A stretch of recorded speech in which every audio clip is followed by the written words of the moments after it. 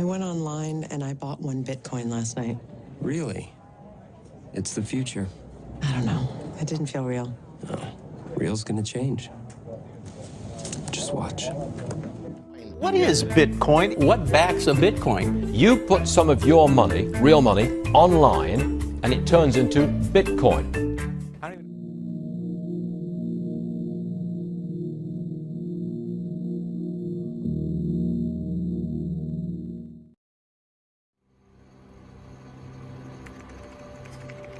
Une idée m'avait envahi. Une idée qui ne me lâcherait plus tant que je ne l'aurais pas codée. Je m'appelle Satoshi Nakamoto. Vous ne me connaissez pas. Du moins, pas encore. Pourtant, mon invention va bouleverser vos vies.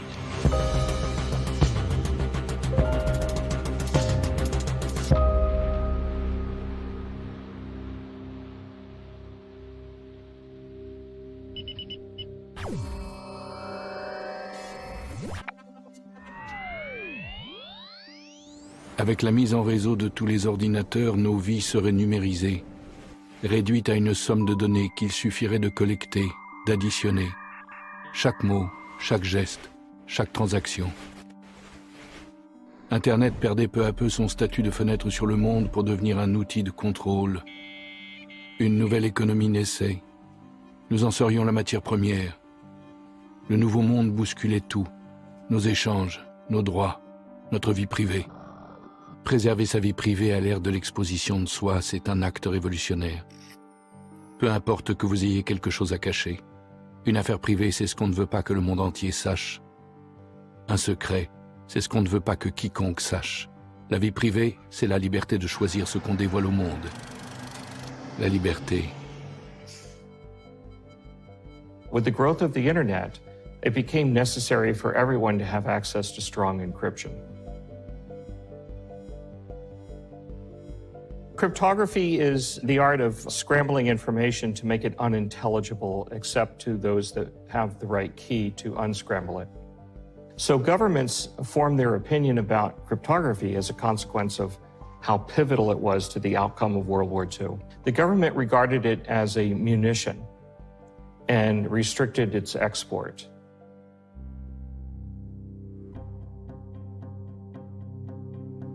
The cypherpunks, a group of activists in the San Francisco Bay Area, were quite interested in promoting strong encryption. Pour nous, les cypherpunks, la liberté n'est pas négociable. Nous la plaçons au-dessus de tout. C'est pour elle qu'on se bat. En 1993, dans son manifeste, Eric Hughes avait déjà tout dit.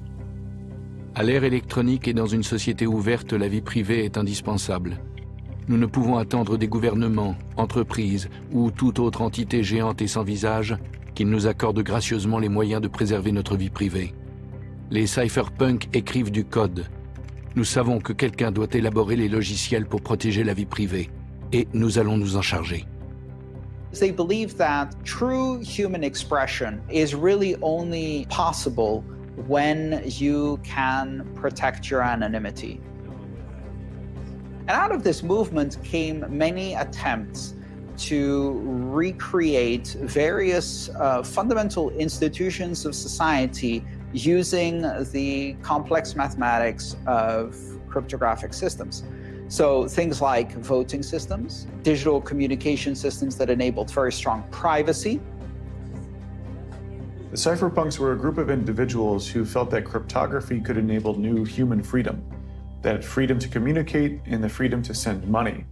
And there were many different versions or ideas behind like digital cash. I've got to send something for my mom's birthday. I'll then book plane tickets for our trip next week, and my kids got to go to the library to look up dinosaurs. Hey, we can take care of all that before we go. Yeah, right. Oh, with America Online. America Online can do all that? If you can control people's money, you can control every aspect of their life. If you can surveil people's money, then you know everything you need to know about them. How about sending your mom some nice flowers? All you do is click on Marketplace, we place an order. And it's so easy. All you do is point, click. America Online, a new way to use your computer to communicate, have fun, and get instant news and information. Un immense supermarché virtuel. Voilà le web qu'on nous promettait. Pour nous, Échanger représentait tout autre chose. Ça faisait plusieurs années qu'il y avait une forme de défiance aussi vis-à-vis du système financier traditionnel. Ça faisait des décennies que certains acteurs travaillaient aussi sur des monnaies pair à pair, puisque avec Internet, c'est super, on démocratise l'information, mais on n'avait pas vraiment cette monnaie qui allait avec Internet, qui serait une monnaie mondiale, universelle, qui ne dépende pas d'une banque centrale. Donc c'est vrai qu'il y avait un manque. Celui qui contrôle les échanges contrôle la liberté. Puisqu'Internet devenait une immense interface d'achat, il lui fallait son cash. Et vite, anonyme, infalsifiable, sans intermédiaire.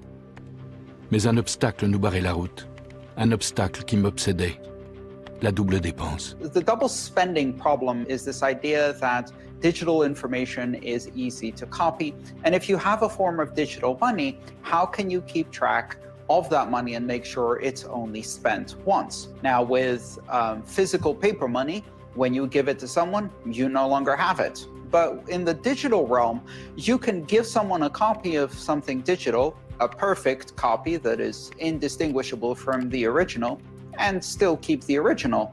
Now there are two copies. What if you then give it to someone else again? Sur Internet, tout est reproductible à l'infini. Résoudre le problème de la double dépense, c'était trouver le moyen d'empêcher la contrefaçon sur les réseaux, de rendre le copier-coller obsolète en son royaume. Sans ça, pas de commerce possible. En inventant l'unicité numérique, je serai le Gutenberg d'Internet. C'était technologiquement très complexe à résoudre, donc ça a mis des décennies pour arriver. Bitcoin, c'est le fruit de dizaines d'années de réflexion, d'acteurs passionnés, et aussi d'un mouvement idéologique libertarien, cypherpunk derrière. These are the individuals who had built precursors to Bitcoin, but these precursors hadn't been successful. If you think of Bitcoin as a new species of money, these species died on the operating table. They never really made it out of the lab. And so the cypherpunks wanted to create a digital cash, but they had no idea how money worked. They knew how cryptography worked, but they had very poor understanding of economics, monetary policy, and money. Satoshi did. À des moments, la solution me semblait proche. À d'autres, je désespérais.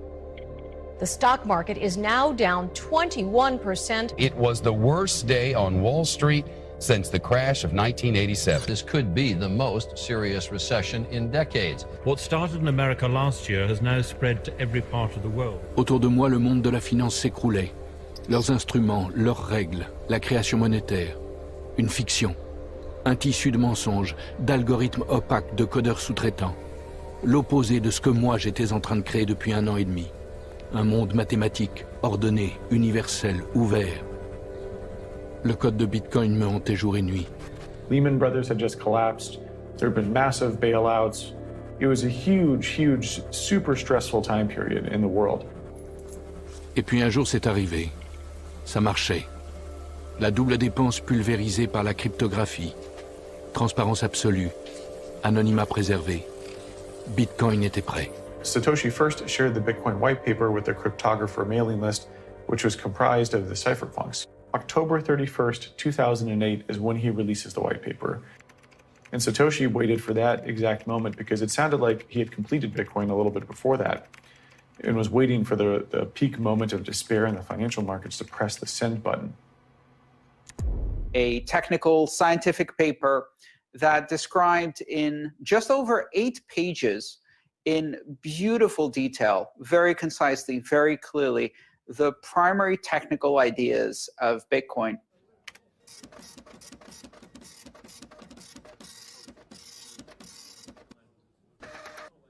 The first people that heard about Bitcoin typically scoffed at it. They thought it was a joke or they didn't think it was going to work.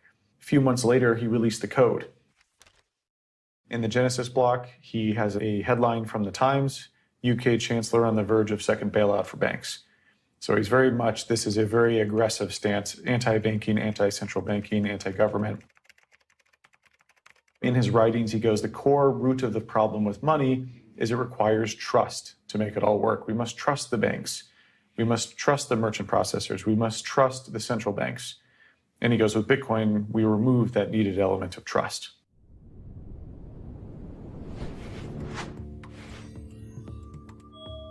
Bitcoin's network wasn't in a state of too much testing for that long of a time. It was in a state of like very active development and in production. Cypherpunks write code. That isn't just enough to talk about it, you have to go implement it. And Satoshi very much fit that, where he goes, okay, I'm gonna go make this happen. I'm gonna go release this to the world. I like the idea of writing software and releasing it, and the software changes the facts on the ground. It's politically easier to bring about these changes if the software is already deployed. It makes it harder to make the software illegal if it's available everywhere.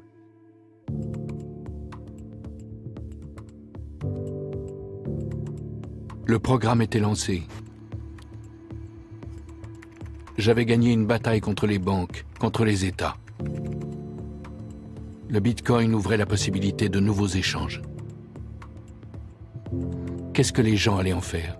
The FBI calls it the most sophisticated criminal marketplace on the internet. Thousands of drug dealers used it to sell drugs and completely hide their identities. Tout allait changer.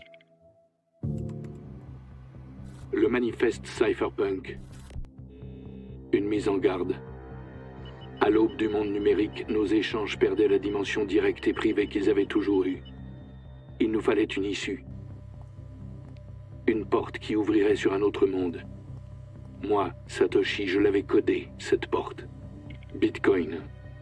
Les premiers à en franchir le seuil seraient ceux qui défiaient le système. Et ceux qui avaient le plus besoin d'anonymat.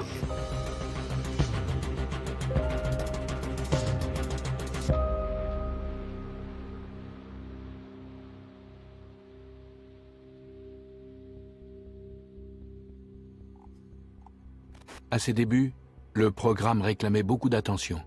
J'avais quelques alliés, mais le terrain était miné. Une poignée d'apôtres ne fait pas une armée.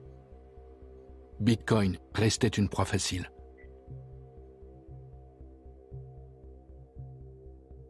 Bitcoin certainly wasn't 100% perfect right off the bat. There were a few bugs, few flaws. From a network perspective, it very easily could have been crushed by, a really motivated attacker. But luckily that didn't happen. I think most people dismissed Bitcoin, and governments included, dismissed Bitcoin as silly money for a long time, and most governments still do. Comment attribuer de la valeur à une nouvelle monnaie? Dans un premier temps, à son coût de revient. $1 pour 1500 bitcoins. La confiance suivrait. Late 2010 and 2011, there was a few OTC markets where people would essentially on the forums be like, hey, I'm selling 10,000 Bitcoin, and someone go, cool, I'll buy it for $10. C'est pas devenu une monnaie du jour au lendemain. D'ailleurs, c'est même pas évident qu'on puisse dire aujourd'hui que c'est une monnaie. De mon point de vue, c'est plutôt une monnaie en devenir. Pas parce que l'État, à un moment donné, dit voilà, ça c'est une monnaie, mais parce que, tout simplement, de plus en plus de gens décident de l'utiliser comme monnaie.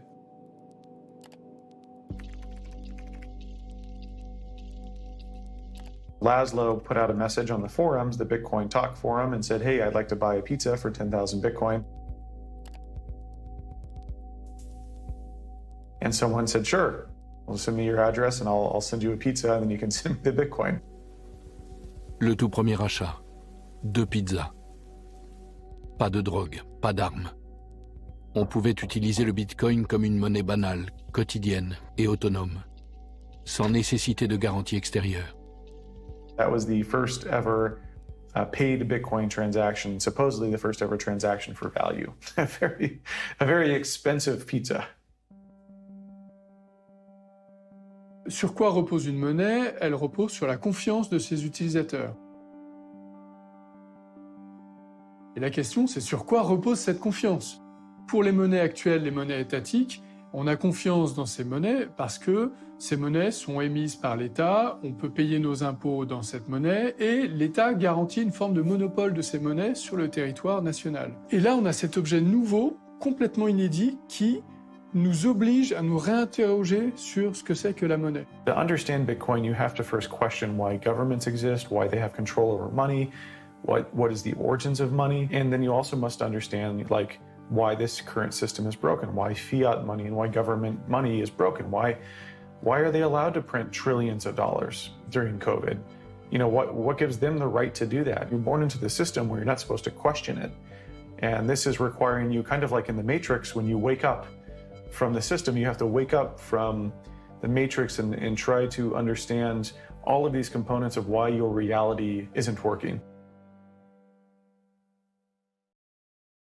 Julian Assange, the founder of WikiLeaks, has been put on Interpol's most wanted list. Tonight in Britain, Julian Assange is awaiting arrest by British police. But the WikiLeaks founder remains defiant, suggesting the US is out to kill him. Tonight, Assange isn't relenting, suggesting that if anything happens to him, all the remaining secret cables will be released to the world at once. Les États ont vite fait d'investir le numérique, de l'envahir de leur violence, du machiavélisme de leurs intérêts. WikiLeaks allait apprendre qu'on ne s'attaque pas frontalement aux secrets des puissants. Ce que j'ai appris, moi, du destin d'Assange, c'est qu'il y a des lignes rouges à ne pas franchir et des précautions drastiques à prendre en toutes circonstances. Different governments around the world pressured PayPal and Visa and other payment providers to censor their transactions because WikiLeaks was deemed dangerous for leaking information. So WikiLeaks turned to Bitcoin, which is permissionless, as a way to accept donations. And I think that was another really cool testament to Bitcoin's resiliency and use case of permissionless money. No one can take that money away from you and no one can stop it from being sent to you. Il aurait été bon d'attirer l'attention d'une autre manière. WikiLeaks a donné un grand coup dans la ruche et les saints se dirigent vers nous. Le coup de projecteur était énorme et prématuré. You know, Satoshi had created this new money and he was very much worried that they were kicking the hornet's nest, is how he put it, at too early of a stage in the project and that they may not survive a government attack. He also, I think, close to that time, started to question if he should be part of the project. And so Satoshi eventually disappeared. Le Bitcoin devenait la monnaie de ceux qui avaient le plus besoin de rester dans l'ombre. You can get anything on the internet nowadays. Cars, homes, and now black tar heroin. This is Silk Road, the anonymous marketplace. On the main page, they proudly and openly sell LSD, marijuana, and ecstasy. Bitcoin is this thing that has no political bias. So it's this truly free, permissionless network for storing and moving value. Un anonymat garanti et un business très rentable, un supermarché de la drogue, où les internautes payaient grâce à une monnaie virtuelle. C'est pas anonyme, c'est pseudonyme. Le registre qui gère ces transactions en Bitcoin, donc la blockchain, c'est un registre qui est transparent, qui est accessible à tous. S'il y a un mandat judiciaire pour savoir ce que vous avez fait parce qu'il y a des soupçons d'activité illicite, l'État pourra aller voir les plateformes que vous avez utilisées, comme il peut aller voir les banques, pour leur demander votre identité et pouvoir retracer votre parcours financier. Le monde virtuel ne constitue pas un monde parallèle, séparé du nôtre. Au contraire, il y est étroitement lié. Chacune de vos actions numériques a un impact sur le monde réel. Donc là, on voit que ça a l'air d'être un stéréo player à $70. Mais à l'intérieur, du papier bulle et bien caché, un revolver 38 spécial, l'arme achetée sur le site. You know, it was a huge revelation to me that it could survive something even for an illegal use case, which meant that its protocol must be really, really robust and sound. This is before I completely understood how it all worked.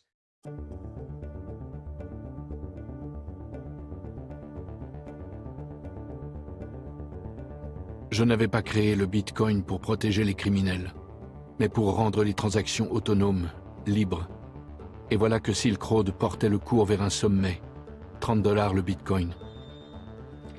C'est à ce moment-là que j'ai décidé de prendre mes distances. Plus de postes publics, quelques mails privés avec les développeurs de Bitcoin. J'oriente, je conseille. Ça s'arrête là. Why did Satoshi disappear? I remember he disappeared after Gavin Anderson came back and said, hey, I just had a meeting with the CIA. They wanted to talk to me about what Bitcoin is. En avril 2011, je reçois un mail de Gavin Anderson, l'un de mes développeurs. Il a accepté une invitation de la CIA pour parler du Bitcoin. Satoshi never wrote an email ever again. That was it. Gavin ne savait rien de moi, rien de rien. J'ai quand même coupé net. Je ne voulais prendre aucun risque.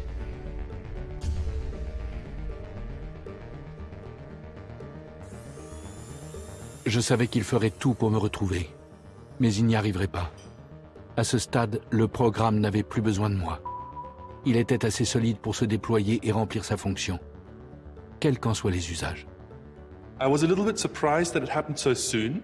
I would have thought that he takes a bit more leadership in the project. I think Satoshi understood, and this is why he stayed pseudonymous. He knew that if there was a human behind the project, that would always be a weakness. Le fait qu'il n'y ait pas de responsable identifié fait que Bitcoin est un peu moins vulnérable. Il n'y a personne qu'on peut aller poursuivre, attaquer, mettre en prison, condamner, parce qu'il a créé Bitcoin et parce qu'il aurait encore un pouvoir sur Bitcoin. En fait, plus personne n'a de pouvoir sur Bitcoin, même le créateur de Bitcoin. People would look at that individual's flaws and project it onto Bitcoin. Also, they may try to convince him politically to insert new types of code or something. So he stepped away. And so he knew that if Bitcoin was going to become a thing, that he needed to take himself out of the equation to protect Bitcoin. After an intensive 2-year investigation, the FBI arrested Ross William Ulbricht, a San Francisco resident, in a public library, and the alleged digital drug lord, if convicted, is facing life in jail.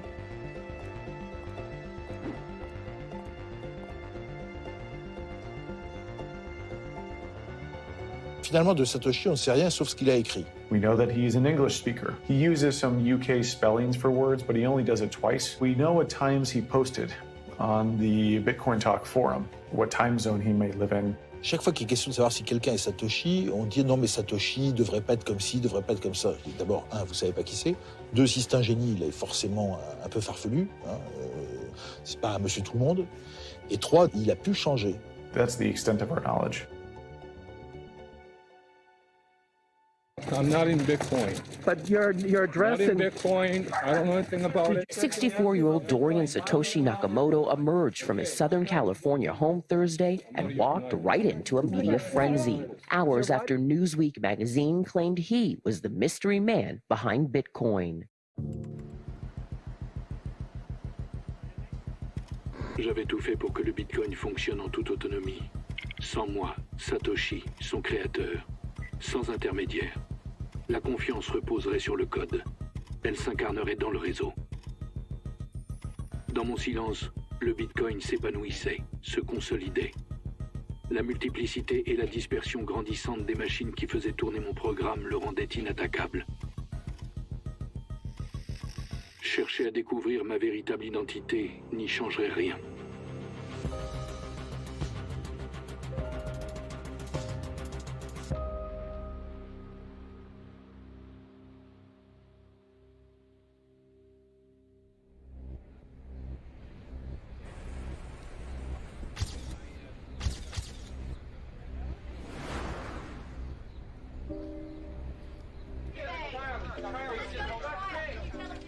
Yes, I was around in those times, but I was very annoyed with the Newsweek research.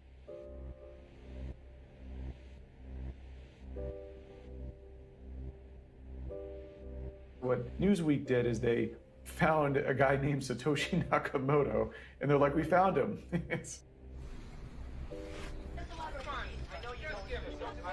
I'm not in Bitcoin. But your address in Bitcoin, I don't know anything about it. Satoshi wouldn't have chosen his real name, and so they were literally looking for a John Doe, found John Doe, and said that was Satoshi.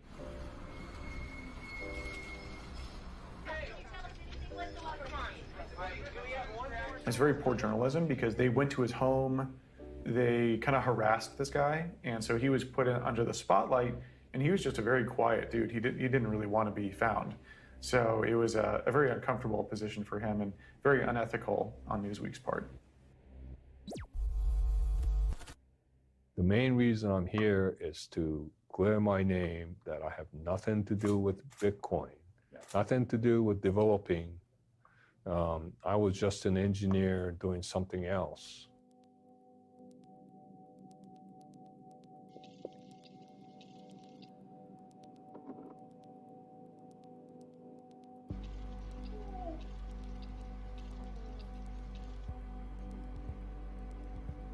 When the first transaction occurred, which was 9 days into the Bitcoin blockchain, Satoshi Nakamoto signed some amount of Bitcoin that they had mined and sent it to an address that we know belonged to Hal Finney, a computer scientist who was one of the first people interested in Bitcoin and communicating with Satoshi Nakamoto.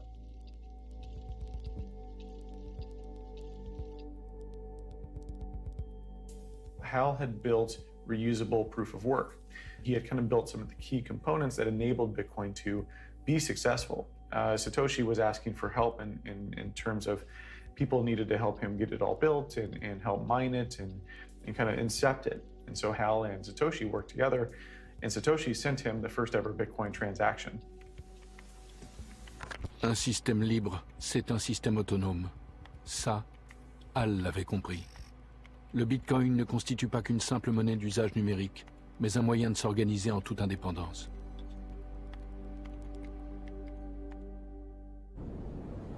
Il y a une intuition qui est révolutionnaire, c'est d'avoir décidé par un acte proprement souverain que on allait faire payer le coût d'entretien du système en le rémunérant avec la monnaie du système.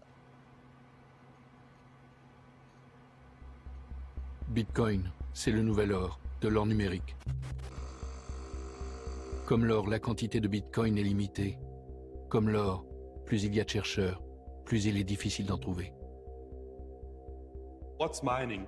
It's a big question, you know. It's an industry and it's a bit of a philosophy also, but most of all, it's like the cornerstone of Bitcoin technology. It's a currency system, right? So in the currency system, you either own currency or you're sending it. That's pretty much all you do with currency, right? And how you would usually build that into a computer system is that you have a database. And this database lists like who owns how much money. And when someone wants to send money, you just change the database. But if you want to do it in a decentralized way, like Bitcoin does it, all the participants in the Bitcoin ecosystem store a copy of the same database. And when someone wants to make a transaction, which is to change the database, then he has to coordinate with everyone else to make sure that everyone agrees that this is a kind of okay thing to do. Il est plus difficile de pirater 20 000 ou 100 000 ordinateurs si on veut modifier ce registre que pirater un ordinateur bancaire. Si moi je décide de vous envoyer un Bitcoin, je vais faire une transaction et cette transaction elle va être mise dans une sorte de groupe de transactions. Derrière, il y a des acteurs de la communauté qu'on appelle des mineurs qui vont piocher dans ce groupe de transactions en attente et qui vont constituer un bloc. Et ensuite, ces mineurs vont tous être en compétition, les uns avec les autres, pour valider ce bloc de transactions.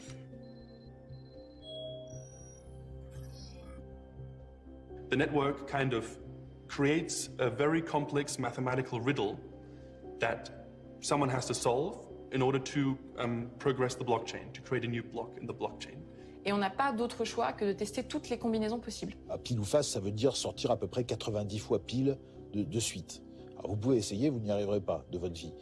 Ça veut dire qu'il faut le faire des milliards de fois. Bon, ça ne veut pas dire que le problème soit compliqué, c'est que c'est onéreux en matériel et en énergie. Et il y en a un qui va réussir plus vite que les autres, qui va gagner cette compétition, qui va donc gagner des bitcoins, c'est comme ça qu'il est encouragé à faire ça. Et il va dire aux autres, voilà, regardez, j'ai réussi la compétition, les autres vont dire, ok, bravo, c'est toi qui valide le bloc, ce bloc va être ajouté au registre, et à ce moment-là, la transaction va être considérée comme validée, et donc vous aurez reçu le bitcoin que je vous ai envoyé.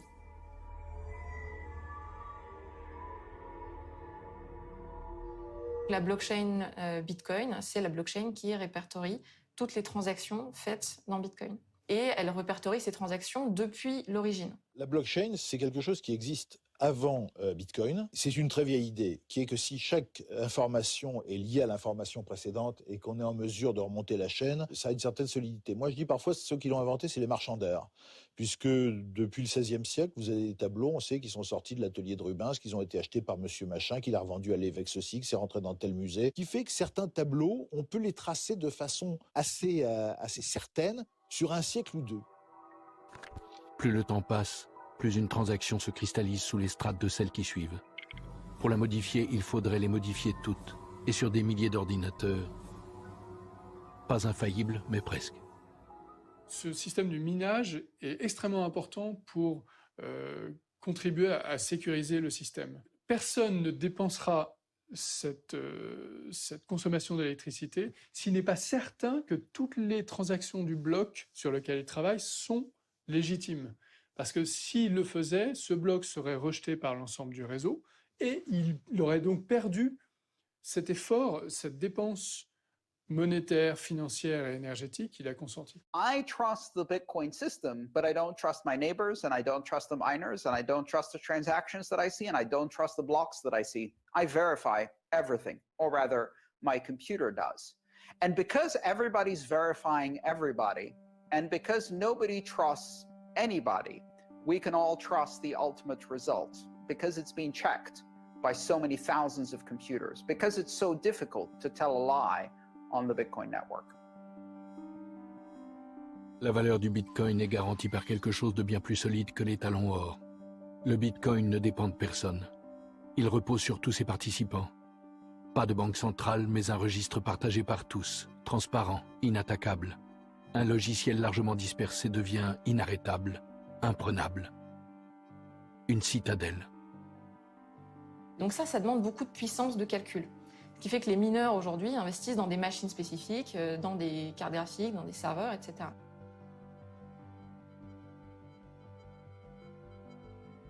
People are worried that Bitcoin mining is using too many natural resources and is polluting the environment disproportionately. Of course, they're right. Sure, it's using power, of course. It's not a free resource. But we have to see it not only as a cost, but we have to see it as an investment. We're let's say, spending all this power and energy on Bitcoin. What are we getting? People are not yet en masse seeing the, let's say, the kind of philosophy behind it, this cypherpunk kind of idea, you know? The idea of owning your data, the idea of being decentralized, being decoupled from the banks, to revolutionize our old systems and bring it back in the hands of the people. All these great ideas. People think that if you go like the cheap way and the easy way, then you'll use coal power. And if you invest more money and you do the more responsible thing, then you'll go for green power. And actually, coal power is not so cheap, which isn't so surprising, right? You have to dig it out of the ground, you have to burn it. Meanwhile, with renewable energies like hydropower and wind, you make a big infrastructure investment for a hydro dam, yes, sure, but then the power is free for hundreds of years. Défendre la vie privée a un coût, et ce coût est énorme. Les détracteurs des monnaies numériques font semblant de ne pas voir que la planète paie le prix du monde électronique. Nos actions virtuelles impriment sur le réel une marque indélébile, celle de la pollution numérique. Et je ne parle pas que de mon programme. Une part non négligeable de nos existences se déroule en ligne. Le Bitcoin est aussi utile, voire davantage que les réseaux sociaux ou les plateformes de streaming. Et il est là pour rester. Cherchons à l'améliorer.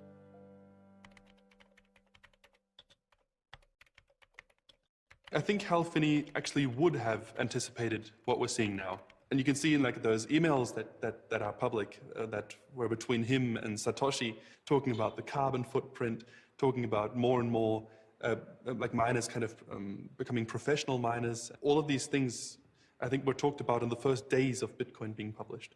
And it's just a mirror of how things actually happen.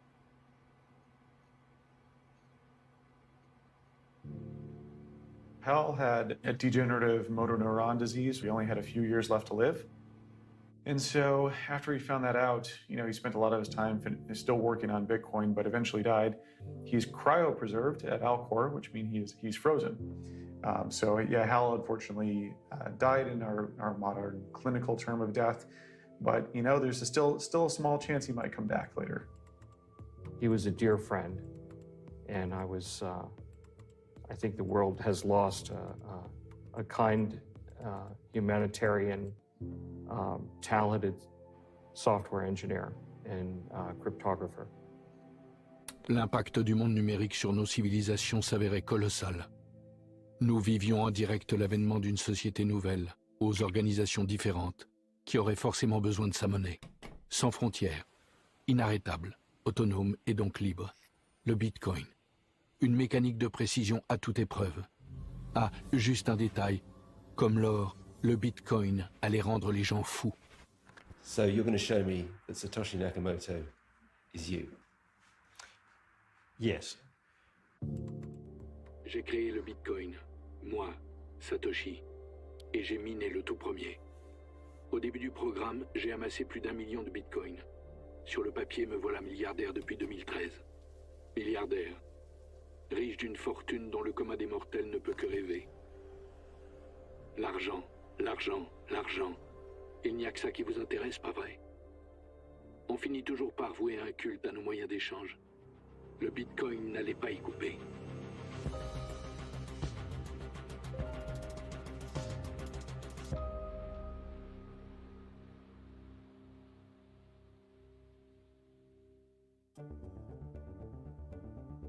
That was a pretty wild year because from the start of the year to the end of the year, Bitcoin went from $10 to 1,000, which is a 100-fold return. In January 2013, there was only a dozen of us who would show up to the Bitcoin meetup in San Francisco. And then in March, when the price hit 260, there was 100 people. And it was just crazy, and there was VCs handing out business cards. And we were like, oh, but this Bitcoin thing is becoming real. Ma disparition a complètement libéré la créature. La valeur du Bitcoin devenait hors de contrôle. Sur les plateformes d'échange, le jeu de l'offre et de la demande en faisait un objet de spéculation hyper volatile. Un jour, vous pouviez vous acheter une pizza. Le lendemain, une voiture de sport. Un peu instable pour une monnaie. People talked about Bitcoin, the US Congress. There's a lot of companies that raised money to go build products and services. Bitcoin hitting $1,000 really blew people's minds that this was like a new technology, a new valuable money. Of course it's growing, right? More and more people are hearing about it, the philosophy behind it, owning your own data and being against the banks. La confiance s'érode de plus en plus. Et plus elle s'érode, et plus elle alimente l'intérêt pour d'autres formes de monnaie, plus aptes à garder de la valeur que les monnaies étatiques, dont Bitcoin, bien sûr. J'avais décidé dès le début que le Bitcoin serait une ressource finie, rare. L'émission de Bitcoin prévue à l'avance diminue avec le temps. Un jour, elle cessera totalement. Nos monnaies classiques, elles peuvent être émises de manière discrétionnaire par les banques centrales, sans limite, sans contrôle de la population, sans contrôle démocratique. Et finalement, qu'est-ce que c'est que cette monnaie? Quel est le sens, quel est l'intérêt de continuer à payer des impôts, par exemple, alors qu'on peut créer de la monnaie sans limite? Satoshi's brilliance was in the monetary policy. He invented, pure digital scarcity with Bitcoin's 21 million hard cap. There will only be 21 million, there will never be more. Et donc, les bitcoins existants auront plus de chances de conserver de la valeur, voire d'en prendre, ce qui est en train de se passer, plutôt que de voir leur valeur diminuer dans le temps.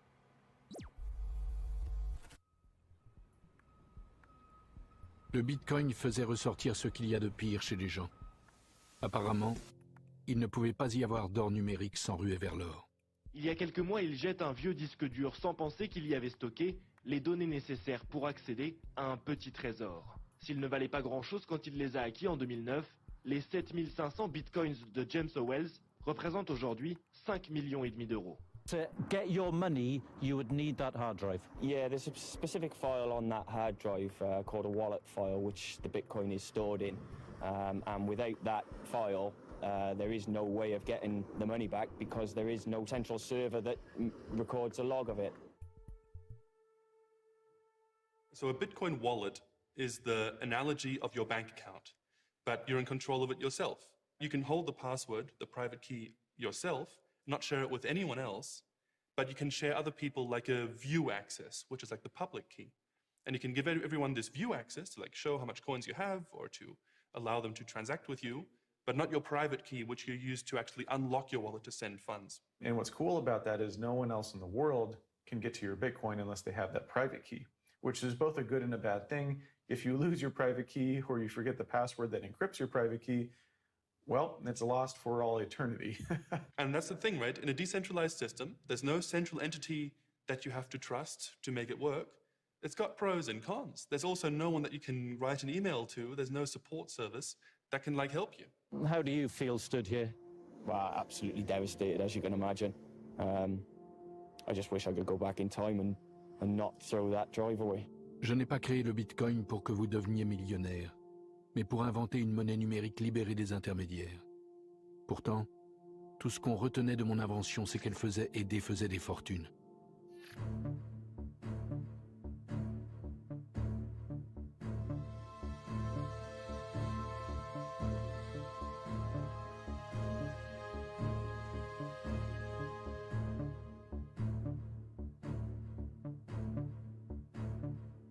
Et donc, c'est un des gars les plus riches au monde, anonyme.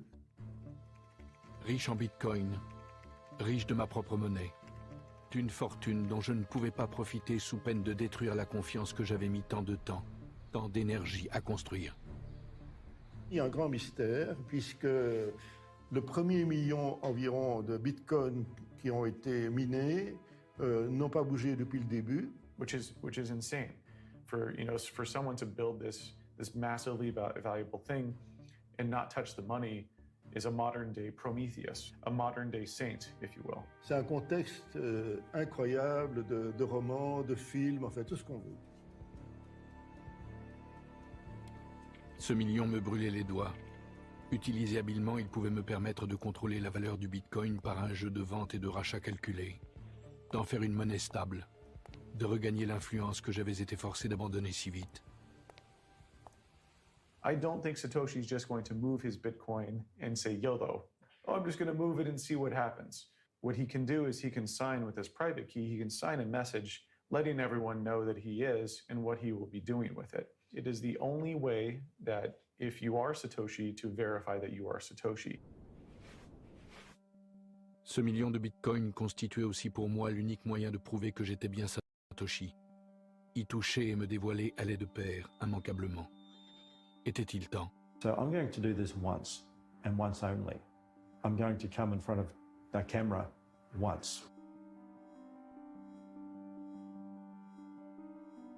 Craig Wright's confession could end years of speculation about a person who until now has gone by the name of Satoshi Nakamoto. And I will never, ever be on a camera ever again for any TV station or any media, ever. To support his claim, the Australian entrepreneur demonstrated he had access to blocks of bitcoins known to have been created in the early days of the digital cash system. I'm about to demonstrate a signing of a message with the public key that is associated with the first transaction ever done on Bitcoin. J'ai préparé la réunion avant la démonstration avec quelqu'un qui, lui, assistait à la démonstration. Et cette démonstration c'était un cryptologue, était faite pour convaincre des journalistes, mais pas pour un cryptologue, et donc ça a foiré. L'opportunisme ne connaît pas de limite. Le goût de la gloire, vanité. L'anonymat est le prix de ma liberté. Anyone who claims to be the inventor of Bitcoin is lying. Some people will believe, some people won't. And to tell you the truth, I don't really care. Maybe I should rephrase that. There have been some that claim to be the inventor of Bitcoin, but they're not.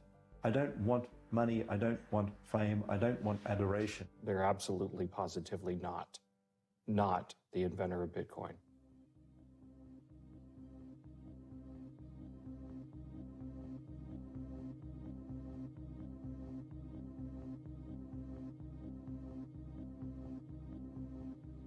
Mon absence avait engendré une figure puissante autour de laquelle gravitaient les égos et les imaginaires. Tout l'inverse de ce que j'avais souhaité en m'effaçant. Le Bitcoin devait conserver son autonomie et la confiance des gens, à tout prix. Je devais me forcer à ne pas interférer malgré la volatilité du cours. Mon million resterait là où il est.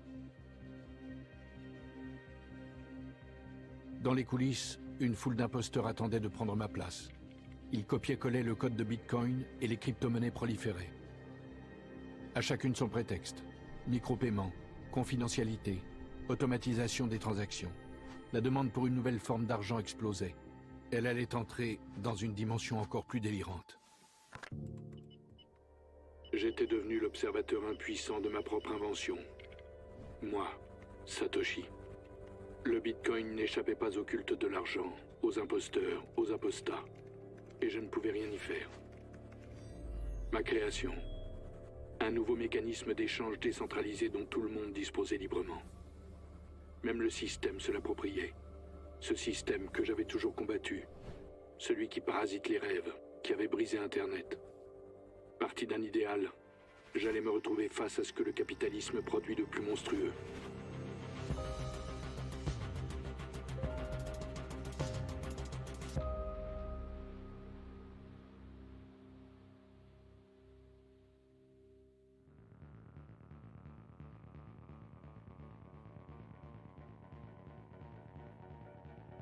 People are looking at Bitcoin, seeing how it's exploding in price, and they think, oh, you know, I really missed out on this one. But I should have bought in. And then they're looking for the next best opportunity to invest in something else, to hopefully have the same price increase as with Bitcoin. And ready for those guys are the altcoins. Plus rapide, plus anonyme, moins énergivore. Tout le monde voulait recréer le Bitcoin, mais en mieux. Et au passage répliquer l'ascension vertigineuse de son cours. Début 2018, la capitalisation totale des crypto-monnaies s'élevait à 800 milliards de dollars. 800 milliards.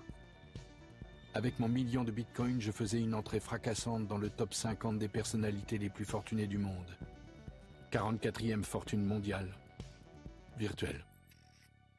In 2017, and previously to that in 2014, we also saw the emergence of many other competing systems that are trying to capture the magic of this idea and either are genuinely trying to make new things with it, or in many cases are fraudulently trying to capture the enthusiasm without any substance. On ne peut pas faire des milliers et des milliers de transactions par seconde sur Bitcoin. Et on ne peut pas programmer les transactions d'une manière très sophistiquée. Donc les autres crypto-monnaies ont essayé d'améliorer ces aspects de leur côté. Simplement, elles ont dû faire des concessions en termes de niveau de sécurité, en termes de complexité, parce qu'on ne peut jamais gagner sur tous les tableaux. This was like everyone was creating their own altcoin, launching it, you know, lots of different mining algorithms being thought of, and everyone had their own coin set. J'avais appris aux gens à battre monnaie, et ils ne s'en privaient pas. Les promesses d'enrichissement immédiat pullulaient. D'innombrables projets inutiles voyaient le jour. Certains avaient même inventé un système de levée de fonds en crypto-monnaie pour créer de nouvelles crypto-monnaies. Une ICO, donc Initial Coin Offering, c'est une levée de fonds. C'est un peu comme du crowdfunding, si vous voulez, mais sur la blockchain et en crypto-monnaie. En 2014, j'ai participé à une ICO, celle d'Ethereum. Eh bien, Ethereum, vous donniez un Bitcoin, qui à l'époque valait 200 euros, vous donniez un Bitcoin pour obtenir 2000 Ethers.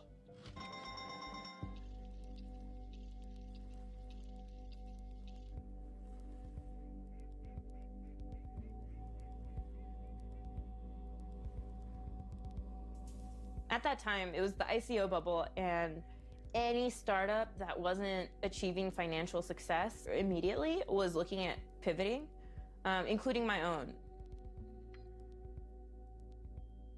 We weren't going to get more funding from the VCs, and the CEO decided to pivot to do an ICO. And so I brought up with her concerns about the model of, hey, why do we need a token here? And then I quit. Plein d'entrepreneurs se sont dit, ah bah, j'arrive pas à lever des fonds de manière classique, je vais aller lever des fonds en ICO. Sauf qu'évidemment, ça marche pas comme ça. L'ICO, ça veut pas être un plan B, parce qu'on n'arrive pas à lever des fonds de manière classique. Les projets souvent qui ont très bien marché avec des ICO, c'est des projets qui créent un produit blockchain ou crypto et qui vont créer une nouvelle crypto-monnaie. By the end of 2017, like all of a sudden, every single person worked in blockchain. Like they were like, yes, my company pivoted. Yes, I just joined a new company. Okay, I'm a designer for a new protocol. Like I was so confused. It was such a surreal experience for me. Because I was like, wait, just a few months ago, like I was asking people, what is this thing? And nobody knew. Une blockchain, à la base, c'est simplement une base de données, un grand registre qui va répertorier les transactions faites dans une crypto-monnaie. La blockchain en soi, c'est pas tellement révolutionnaire. Ce qui est révolutionnaire, c'est l'idée de consensus décentralisé. Pas de consensus sans confiance. La caractéristique principale de toute monnaie. Avec Bitcoin, cette confiance, je l'avais décentralisée, incarnée dans un programme à toute épreuve. Si j'avais réussi à rendre la monnaie autonome, à la désintermédier, pourquoi ne pas le faire avec tout? Immobilier, assurance, finance. Le potentiel de mon invention semblait infini. Finding systems that decentralize trust and that actually remove the need for trust. Because you can verify, you don't need to trust anymore. This is amazingly powerful. And with a bit of understanding of the philosophy behind the blockchains and what they can actually provide, you can really see how a blockchain is an incredibly powerful base layer for many other potential applications in the future. La blockchain. Ah, même pas le rouage le plus innovant de Bitcoin. Une chaîne de blocs sans décentralisation, sans minage, est peu de choses. Je n'avais jamais vu un tel emballement pour un simple terme technique. Il y a eu une hype médiatique autour des blockchains en 2015, 2016, 2017. Et du coup, beaucoup de gens se sont fait une image un peu fausse de ces technologies. Startups had an incentive to put the word blockchain in their fundraising deck because then they could raise twice as much money. Big corporate companies like IBM, Deloitte, these massive consultancies, they were incentivized to use the word blockchain because you could sprinkle it on your company strategy. And so when anyone asked, what is your strategy for innovation? It was one word, blockchain. No one knew what it meant. Everybody is so excited about blockchain that they kind of lose their minds. If you have a bicycle shop and you rename the bicycle shop the blockchain bicycle shop, then your stock goes up in price, right? Better yet, you can also sprinkle some AI, a bit of quantum, and you've got half the startup field out there. You can say our AI quantum blockchain does something, but you still haven't solved anything interesting. Évidemment, le terme blockchain n'a pas été promu par hasard. Il a été promu aussi en raison du caractère dérangeant et sulfureux de Bitcoin.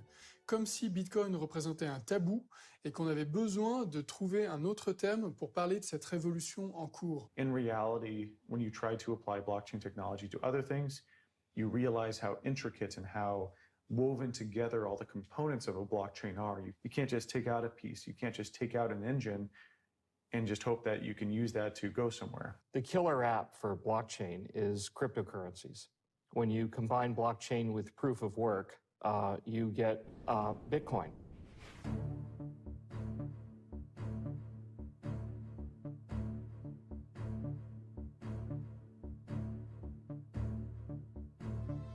Celui qui achevait la vie privée sur Internet. Le destructeur de monde. The idea behind Libra is that sending money should be as easy and secure as sending a message. Lui aussi voulait en être. De plus en plus de corporations privées adoptent les technologies blockchain, comme par exemple Facebook avec son projet Diem, ex-Libra. Libra will be a global payment system, fully backed by a reserve of cash and highly liquid assets. Facebook connaît un peu trop de choses à notre propos, que ce soit en termes de centre d'intérêt, notre réseau, nos connexions avec nos proches, professionnels, etc. L'Internet des données personnelles avait été bâti sur une imposture. Celle que l'exposition de soi serait gratuite et le resterait toujours. Now, I believe that this is something that needs to get built, but I get that I'm not the ideal messenger for this right now. Si Facebook se dote de sa monnaie, ce qui va se passer, c'est que tout ce qui tient du financier va également être connu par Facebook. Donc on va également partager notre activité financière. L'utilisateur moyen paye le web au prix fort. Il abdique sa vie privée, sa liberté, son indépendance pour une dose régulière de narcissisme. And I feel blessed to be in a position where we can make a difference in people's lives. And for as long as I'm here, I am committed to using our position to push for big ideas that I believe can help empower people. Redonner le pouvoir aux gens. Le cynisme connaît le prix de tout, mais la valeur de rien. En donnant au monde des armes pour qu'il protège sa vie privée, j'avais aussi fourni des outils à ceux qui s'accaparaient nos données personnelles. Ceux qui, assoiffés de puissance, se servaient de l'argent comme d'un outil de domination absolue. L'effondrement de la vie privée n'intervient pas brusquement. Il s'annonce par signes successifs jusqu'au point de bascule. Et nous y étions presque. Après l'entreprise la plus puissante du monde, l'État ayant le plus de velléité de contrôle sur nos vies allait se mettre à frapper sa monnaie à coups de 0 et de 1. China's central bank is now introducing its own digital currency in a pilot program that will be first instituted across just 4 cities. This is a digital currency. It sounds a lot like cryptocurrency, like Bitcoin. Is it or is it different? It only sounds like it. In every other way, other than being a digital currency, it's nothing like cryptocurrency. It's more like Facebook's Libra, because that's also not a cryptocurrency.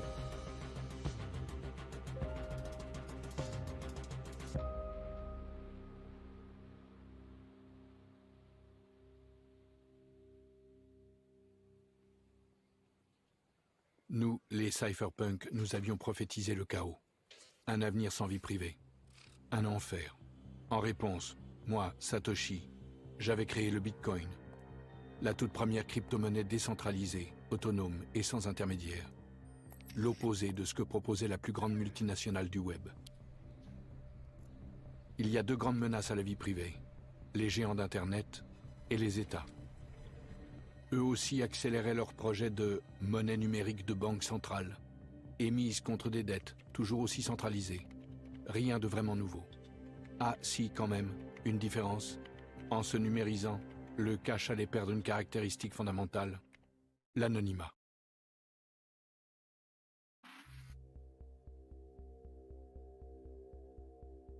Les données personnelles aujourd'hui, ça a énormément de valeur, mais peu de gens en sont conscients.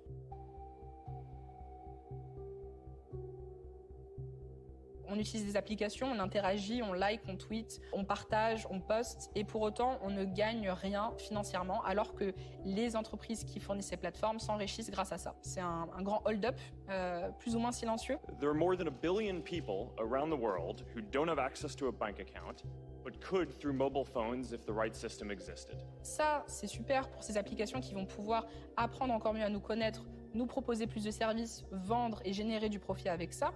Mais en plus de ça, ils ont une intime compréhension de qui nous sommes. But there's a reason that we care about this, and that's because Facebook is about putting power in people's hands.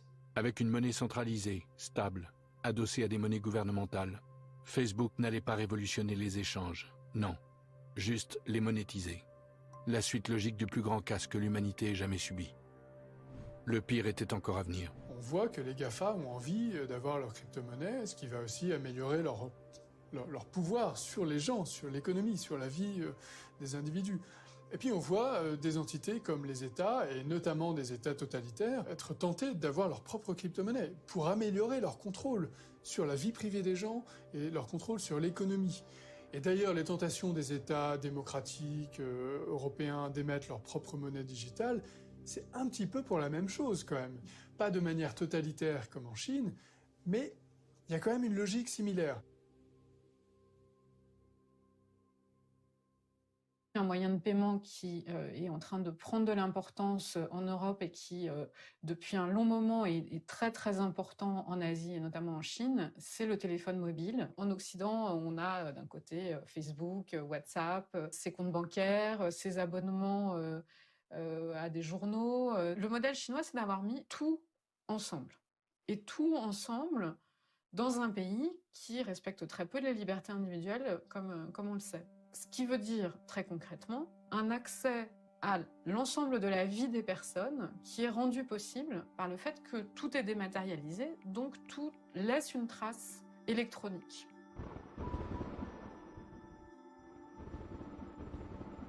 Ces traces électroniques sont transformées, entre autres, dans ce que les Chinois appellent un score social, qui est une note fabriquée à partir de toute une série de comportements que ces applications mettent ensemble, notamment les comportements d'achat, mais pas seulement. Et ce score social a des effets très concrets sur votre vie de consommateur. Certaines choses vont vous coûter plus cher que d'autres. Vous allez arriver à l'aéroport et on va vous dire « Ah non, vous êtes interdit de monter dans l'avion parce que vous n'avez pas payé une amende ou autre ».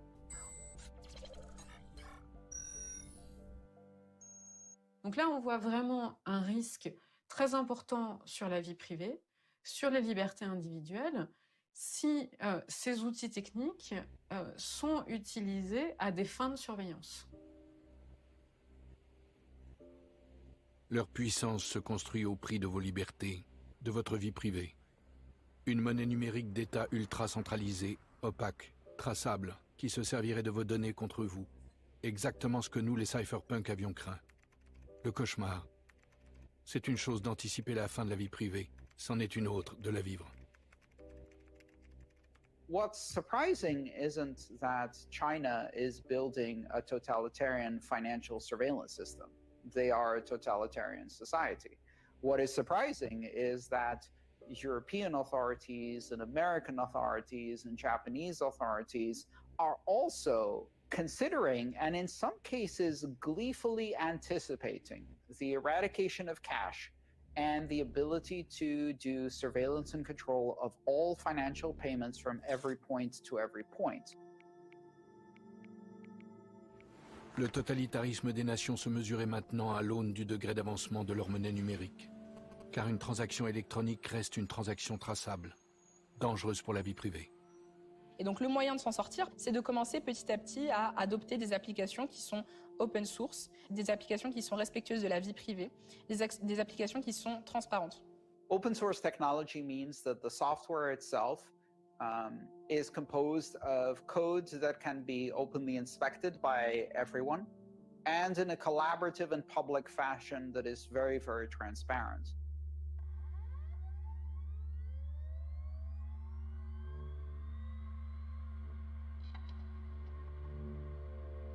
That's something really beautiful. In addition to being open source, Bitcoin has this collaborative development system. In Bitcoin, what we're aiming to do is have a decentralized decision-making system so that it's a community that decides, okay, what goes in, what changes get made, what shouldn't we do, etc. And anybody can participate, anybody can propose what they think is good changes. That said, it is a very specific, complex piece of technology. So the people you are working with, collaborating with, and in some cases even competing with, are world-class cryptographers, world-class software engineers at the top of their game. La disparition de Satoshi Nakamoto fait qu'il n'y a aucune figure d'autorité, aucune figure centrale vers laquelle on peut se retourner en cas de problème ou pour prendre des décisions difficiles. Ça crée une indépendance et une valeur pour le réseau Bitcoin que d'autres protocoles n'ont pas puisqu'on connaît leurs fondateurs. We don't know if Satoshi Nakamoto is a name by one person or if it's the name of a group of people working together. Connaissant le processus d'imagination, surtout dans ces domaines-là, il faut une discussion. C'est aussi un élément interne. Il faut avoir un débat et il faut aussi avoir une stratégie. Comment est-ce qu'on va lancer ça, etc.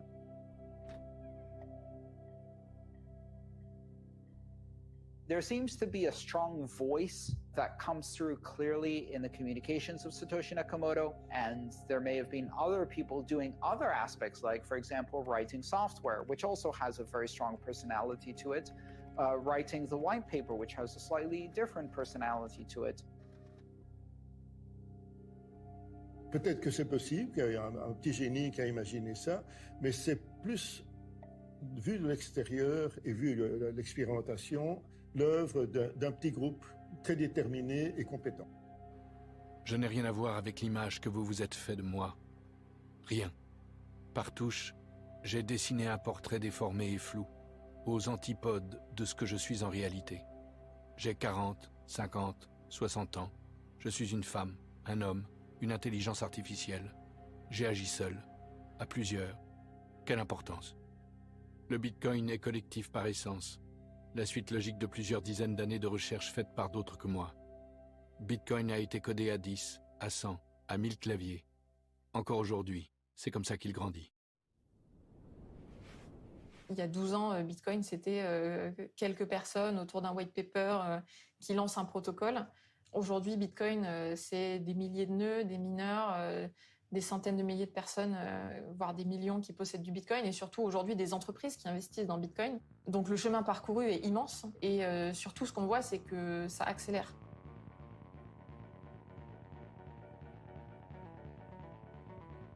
What we're talking about this year is serious investors adopting Bitcoin. We're seeing big banks coming out saying officially that Bitcoin should be part of a portfolio. That's big news, that's actually very serious. We've got private companies buying very large amounts of Bitcoins, like hundreds of millions or billions of dollars worth of Bitcoin, and calling it an investment into the future. I think the next type is going to be, finally, more consumer adoption. It's already money. It already works. You can use it. If Bitcoin is to succeed, we might see this play out during our lifetime, but it should last far, far beyond. Let me assure you, this thing has not yet happened. Right now, it's difficult to use, it's complicated, it's understood by a tiny fraction of the human population, and it will change the world. Le Bitcoin est apatride, mais il a son armée d'ordinateurs, de développeurs, de mineurs, d'utilisateurs. Ne cherchez pas à couper les têtes de l'hydre. Il y en a trop et elle repousserait toujours. Et puis, comment feriez-vous disparaître les milliards qui circulent sur notre chaîne ?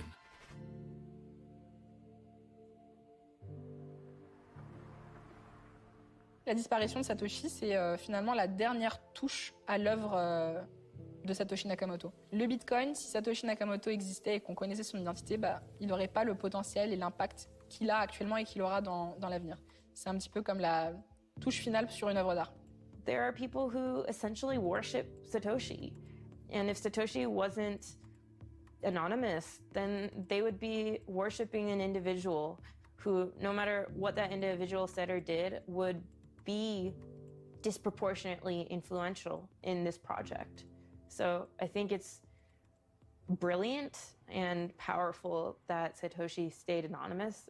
En termes de symbole, le fait qu'il y ait une sorte de quête du père, qui est un créateur un peu divin, ça contribue à créer une forme de mythologie, de mythe de Bitcoin.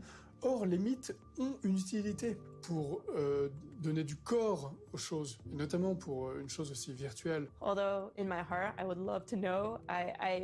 In my brain, I really hope we never find out who this individual or group of individuals was. Aujourd'hui, je ne suis pas loin, sous une autre forme, un autre alias. Je code toujours pour protéger la vie privée.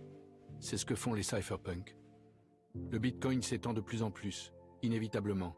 C'est une monnaie, mais aussi un actif financier, une réserve de valeur et un outil spéculatif. Vous croyez le saisir, il vous échappe. Moi, Satoshi, j'ai juste voulu créer une alternative aux banques, aux États, aux entreprises géantes et sans visage. La liberté se doit d'être conquise et reconquise sans relâche. C'est pour elle qu'on se bat.